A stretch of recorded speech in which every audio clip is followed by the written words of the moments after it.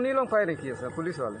इधर नक्सली थे? नहीं थे सर। छत्तीसगढ़ के सुकमा में सोमवार को सुरक्षा बलों और नक्सलियों के बीच हुई कथित मुठभेड़ पर सवाल खड़े हो गए हैं। सिलेगर में हुई मुठभेड़ में ग्रामीणों का आरोप है कि वहां नक्सली थे ही नहीं।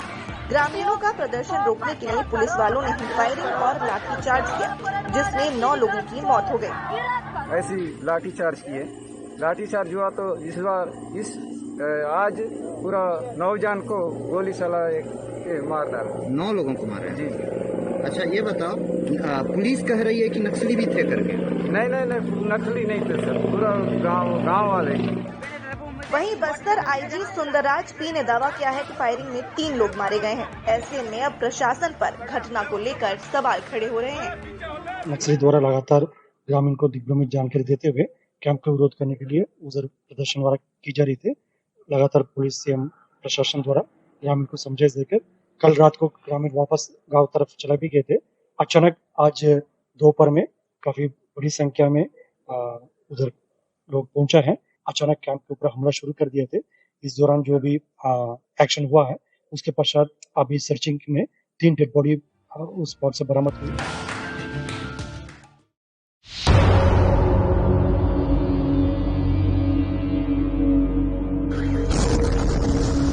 इजराइल और हमास के बीच 9 दिनों से जंग जारी है। इस जंग का खामियाजा दोनों पक्षों को उठाना पड़ रहा है, लेकिन हमास के कब्जे वाले गाजा पट्टी इलाके में हालात बद से बदतर हो चुके हैं। यहाँ की आबादी करीब 21 लाख है और इसमें से 11 लाख लोगों के पास अब न पीने का पानी है, न टॉयलेट और न ही बिजली जैसी बुनियादी सुविधाएं बची हैं। पानी के ज्यादातर पाइपलाइन टूट चुके हैं, जिसके कारण अब करीब 11 लाख लोग ऐसे हैं जिनके पास पीने तक का पानी नहीं है। इलेक्ट्रिक सप्लाई की चेन भी पूरी तरह ध्वस्त हो चुकी है। भयानक गर्मी की वजह से हालात और खराब हो रहे हैं। तकरीबन 12 लाख लोगों के पास फिलहाल बिजली नहीं है। इजरायली बमबारी के बाद कोविड टेस्टिंग लैब मलबे में तब्दील हो चुके हैं, जिसके कारण अब यहाँ मेडिकल सप्लाई भी बंद हो चुकी है। बमबारी की वजह से सब कुछ तबाह हो गया है।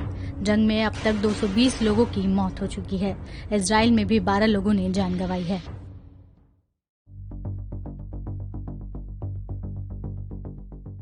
प्रधानमंत्री नरेंद्र मोदी ने मंगलवार को देश के सभी फील्डर अफसरों से वर्चुअल मीटिंग की। मीटिंग के बाद मोदी ने सभी को मैसेज दिया। मोदी का यह मैसेज टेलीविजन पर ब्रॉडकास्ट किया गया। इस ब्रॉडकास्टिंग पर सियासत शुरू हो गई।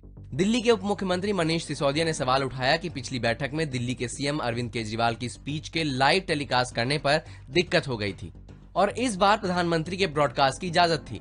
मोदी की स्पीच के तुरंत बाद सिसोदिया ने ट्वीट किया, आज की मीटिंग में प्रधानमंत्री जी का वक्तव्य लाइव प्रसारित हुआ। पिछली बैठक में केजरीवाल जी के लाइव प्रसारण पर आपत्ति थी। कहा गया कि प्रोटोकॉल तोड़ा गया है। आज के प्रोटोकॉल में लाइव ब्रॉडकास्ट की इजाजत थी। कैसे पता चलेगा कि कौन सी मीटिंग का लाइव टेलीकास्ट हो सकता है और किस मीटिंग का नहीं।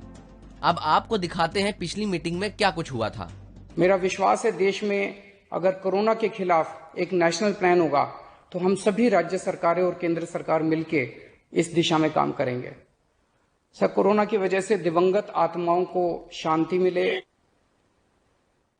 हाँ जी सर।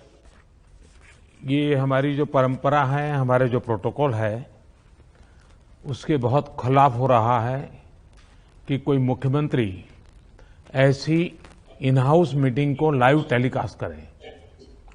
ये उचित नहीं है। ये हमने हमेशा संयम पालन करना चाहिए। ठीक है सर, इसका ध्यान रखेंगे आगे से। सर, मैं सभी आत्माओं को शांति मिले जिन जिन लोगों का इस दौरान कोरोना की वजह से जिनका देहांत हो गया, और उनके परिवारों को दुख सहने की शक्ति दे। अगर सर मेरी तरफ से कोई गुस्ताखी हुई है, मैंने कुछ कठोर बोल दिया, मेरे आचरण में कोई गलती है, तो उसके लिए मैं माफ़ी चाहता हूं। लेकिन अभी तक जितने आज पॉल साहब की जो प्रेजेंटेशन थी वो भी बहुत अच्छी थी और उसके हिसाब से जो भी हमें निर्देश दिए गए हैं उन निर्देशों का हम पालन करेंगे।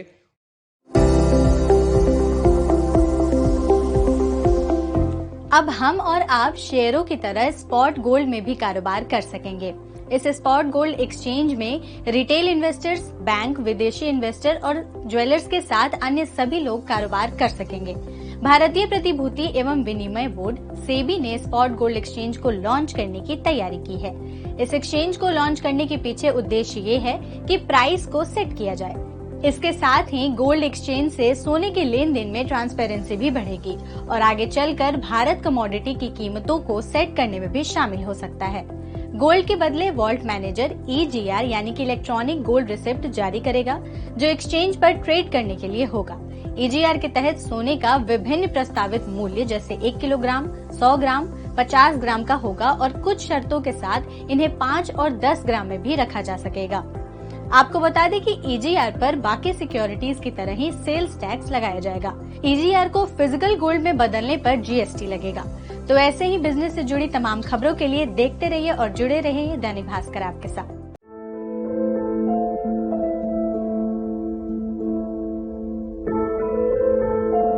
निकालना है, लोगों को निकालना है।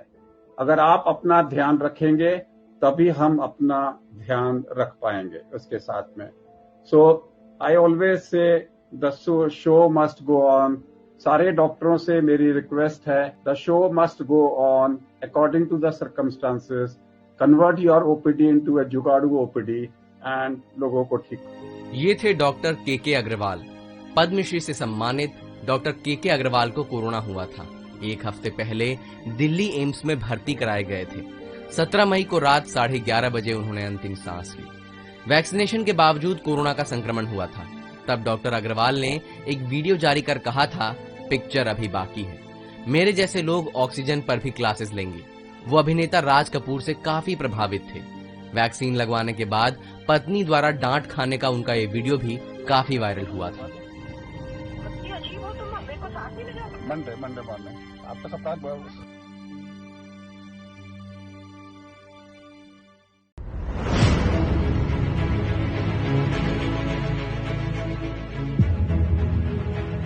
देश में कोरोना की दूसरी लहर के बीच सिंगापुर से आए कोरोना के नए स्ट्रेन से हड़कंप मच गया है। ये बच्चों पर काफी घातक साबित हो रहा है। माना जा रहा है कि तीसरी लहर में वायरस बच्चों को अपना शिकार बना सकता है। दिल्ली के मुख्यमंत्री अरविंद केजरीवाल ने ट्वीट करते हुए केंद्र सरकार से इस संबंध में तत्काल कदम उठाने की मांग की है। उन्होंने लिखा, सिंगापुर में आया कोरोना का नया रूप बच्चों के लिए बेहद खतरनाक बताया जा रहा है। भारत में ये तीसरी लहर के रूप में आ सकता है। केंद्र सरकार से मेरी अपील है, सिंगापुर के साथ हवाई सेवाएं तत्काल प्रभाव से रद्द हों। बच्चों के लिए भी वैक्सीन के विकल्पों पर प्राथमिकता के आधार पर काम हो। हालांकि देश में कोरोना संक्रमण के मामलों में फिलहाल कमी आई है, लेकिन मौतें कम नहीं हो रही हैं। रविवार को देश में कुल 2,62,000 नए संक्रमितों की पहचान हुई, तो वहीं लगभग 4,22,000 मरीज स्वस्थ हुए, तो वहीं जान गंवाने वालों का आंकड़ा 4,000 के ऊपर रहा। कोरोना ने देश में अब तक भयानक तबाही मचाई है। विशेषज्ञों का भी मानना है कि ऐसे में सरकार को कोई रिस्क नहीं लेना चाहिए।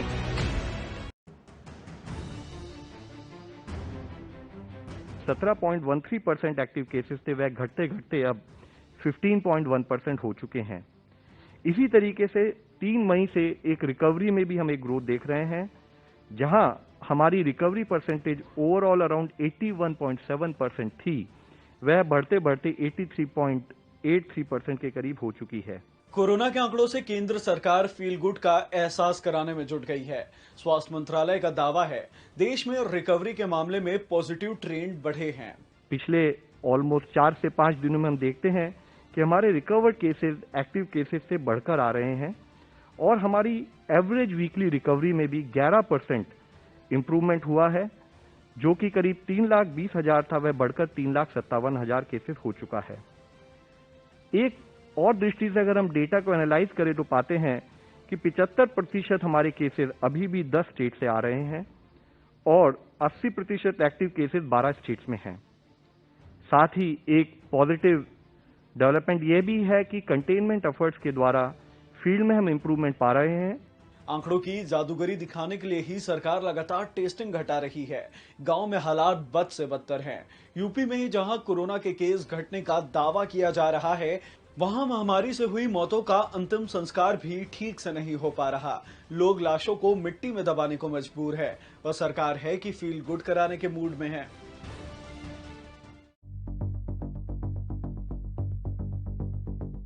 कोरोना संक्रमण से जूझ रही दिल्ली के लिए अरविंद केजरीवाल सरकार ने 4 बड़े ऐलान किए हैं। इनमें मुफ्त राशन, मौत पर मुआवजा और प्रभावित परिवारों को पेंशन जैसी राहत दी गई है। मैं उम्मीद करता हूं कि ये जो 4 कदम हम उठाने जा रहे हैं, इससे लोगों को इस मुसीबत के वक्त में काफी राहत मिलेगी। पहली चीज, दिल्ली में 72 लाख लोग ऐसे हैं जिनके पास राशन कार्ड है।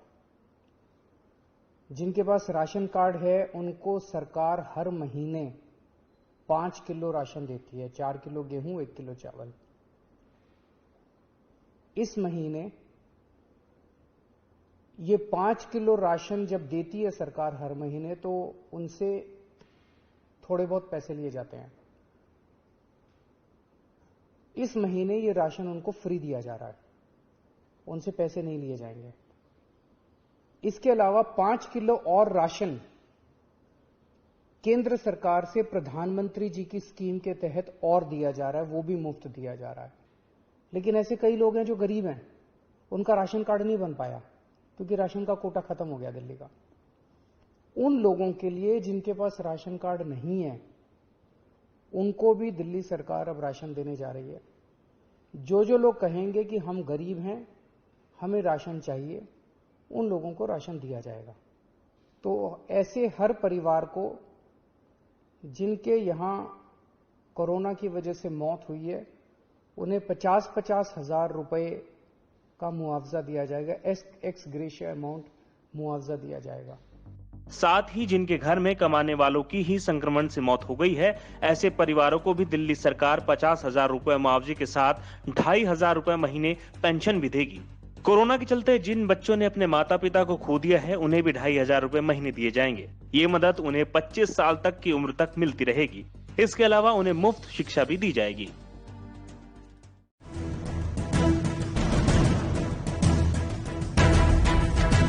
नई टूल किट पर भाजपा और कांग्रेस में जुबानी जंग तेज हो गई है। मंगलवार को भाजपा के प्रवक्ता संबित पात्रा ने एक टूल किट डॉक्यूमेंट के हवाले से पीएम मोदी की छवि खराब करने का आरोप लगाया। टूल किट में आखिर क्या है, आप भी सुनिए।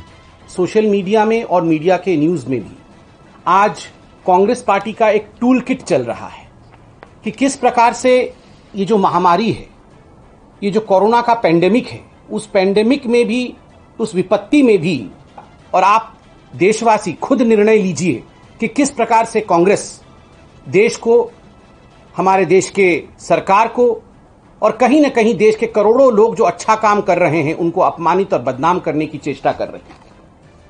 प्राइम मिनिस्टर मोदीज इमेज, बहुत सारे कॉलम बने हुए हैं, उनमें से एक कॉलम है और इस टूल किट के माध्यम से एडवाइस दिया जा रहा है कार्यकर्ताओं को कि क्या करना है, खास करके सोशल मीडिया के कार्यकर्ताओं कि सोशल मीडिया में क्या डालना है।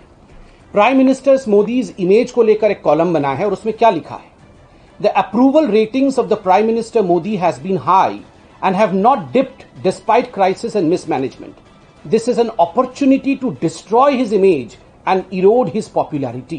भाजपा के आरोपों के जवाब में कांग्रेस ने भी भाजपा अध्यक्ष जेपी नड्डा और संबित पात्रा के खिलाफ एफआईआर दर्ज कराने की बात कही। कांग्रेस का कहना है ये भाजपा और मोदी सरकार की घृणित हरकत है।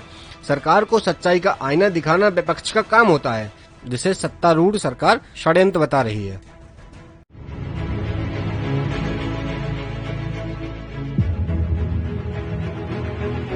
मेरा आप सबसे आग्रह है कि आप बिना संकोच, आपको लगता है कि जो चीज आपने अच्छी की है, अच्छे ढंग से की है, वो मुझे जरूर भेजिए, लिख करके मेरे तक पहुंचाइए और मैं इसका अन्य जिलों में उपयोग कैसे हो इसकी जरूर चिंता करूंगा कि कोरोना के खिलाफ इस युद्ध में आप सब लोग एक बहुत महत्वपूर्ण भूमिका में है। आप एक तरह से इस युद्ध के फील्ड कमांडर हैं। गांव गांव में एक मैसेज कि मेरा गांव मैं कोरोना मुक्त रखूंगा, मेरे गांव में मैं कोरोना को प्रवेश नहीं करने दूंगा, ये गांव के लोग संकल्प लें।